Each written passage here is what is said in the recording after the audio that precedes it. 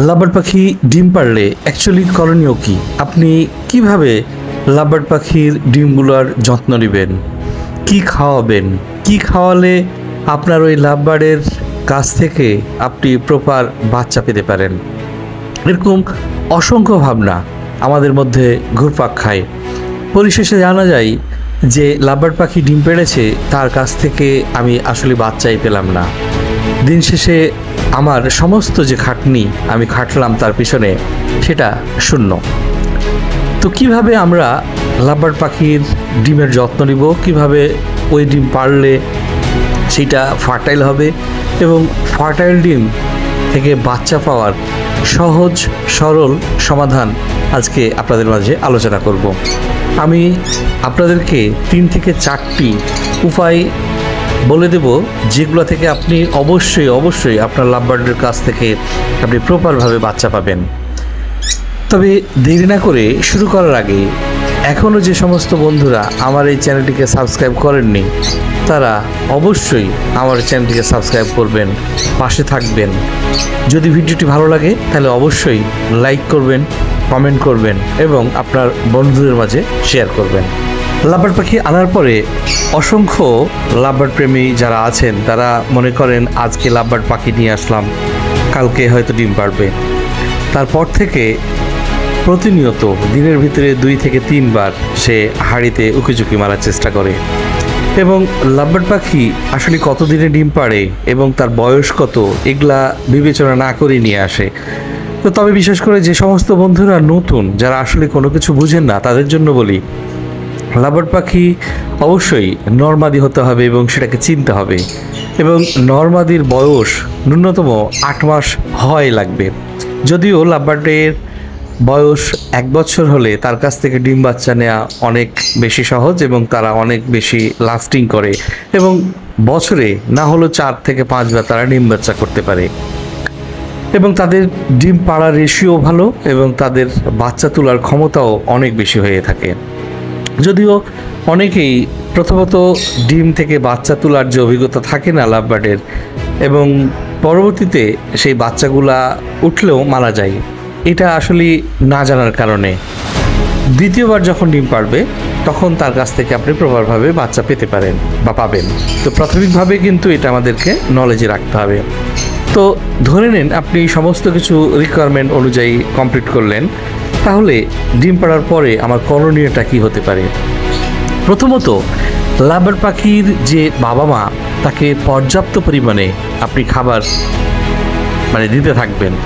এখন আপনার মনে প্রশ্ন হতে পারে যে কি খাবার দিতে পারি তাকে? অবশ্যই তাকে ক্যালসিয়াম সাপ্লিমেন্ট এবং ক্যালসিয়াম সমৃদ্ধ খাবার তাকে অবশ্যই দিতে হবে। উপযুক্ত বাসা বাঁধার যে পরিবেশ, আপনি যদি হাঁড়িতে দেন কিংবা বক্সে দেন, তাহলে বক্সে অবশ্যই তাকে নেস্টিং ম্যাটেরিয়ালস ভালো মানের প্রোভাইড করতে হবে। যেখানে বসে তা দিবে সেইটা যদি ভালো মানের না হয়, তাহলে কিন্তু ডিম থেকে বাচ্চা বেরোনোর সম্ভাবনাটা অনেক কম। তাই ডিম ফুটে বের হওয়ার জন্য আপনাকে ভালো মানের আর্দ্রতা দেওয়ার জন্য, পর্যাপ্ত পুষ্টির জন্য বাবা মাকে অবশ্যই এই 2টা জিনিস সরবরাহ করতে হবে। ডিম ভাঙতে না দেওয়ার জন্য একটি ছোট আপনি বক্স কিংবা ছোট হাঁড়ি যদি দেন, তাহলে সেই ডিমটাকে তা দেওয়ার সময় তারা রোটেটভাবে ঘোরাতে থাকে। তাহলে ছোট অবস্থায় যদি থাকে হাঁড়ি কিংবা বক্স, তাহলে সেখানে 2টা নর এবং মাদি তা দেওয়ার সময় তারা দুজনই কিন্তু বসে থাকে। মাদিটা বসে থাকে, নর তাকে গিয়ে কিন্তু খাওয়ায়। তাহলে জায়গার সংকুলনের অভাবে ডিমগুলো প্রপারভাবে তা না দিয়ে কিংবা তাদের হুড়াহুড়ির কারণে ডিমগুলো ভাঙতে পারে। এই বিষয়টা আপনাকে অবশ্যই মনে রাখতে হবে। লাভবার্ড পাখি ডিম পাড়ার পরে প্রথমত ওই যে বললাম ক্যালসিয়াম এবং অন্যান্য উপাদানের সাথে পুষ্টিমানের খাবার দাবার অবশ্যই তাকে প্রোভাইড করবেন। উপযুক্ত বাসা এর বিকল্প কিছু নেই, যেখানে পশু পাখি কিংবা আদার্স বিড়াল, ইঁদুর কিংবা ছোট বাচ্চা যেন অনবরত সেখানে না যায়, উকিঝুঁকি না দেয়। এই বিষয়টা অনেকভাবে খেয়াল করতে হবে। অনেকেই আমরা আছি যারা ডিম পাড়ার পরে ডিমটাকে বারবার হাতে নিয়ে দেখার চেষ্টা করি।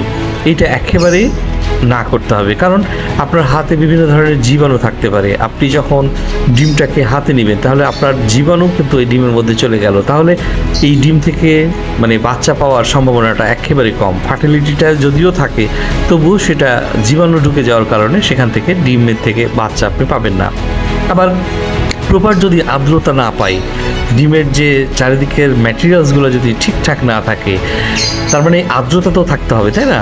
তাহলে আর্দ্রতা পর্যাপ্ত পরিমাণে যদি থাকে তাহলে ডিমের তা দিয়ে সেই তাটা ডিম ধরে রাখবে। যেমন ধরুন আপনি যদি ভালো মানের খ্যাড় বা কাশফুল এর জিনিসগুলো আপনি দেন, তাহলে পাখি যখন তা দিবে তখন সেই তাটা সে ধরে রাখতে পারবে। মুদ্রা কথাটা হচ্ছে এইটা। এবং আপনাকে ধৈর্য ধরতে হবে 21 দিন পর্যন্ত। আপনাকে ওই 21 দিন পর্যন্ত ধৈর্য ধরার পর আপনাকে পর্যাপ্ত পরিমাণে বাচ্চা সরবরাহ করবে সেই নর এবং মাদি। তো মোটা দাগে বলতে গেলে এই সমস্ত বিষয়গুলো হচ্ছে মূল।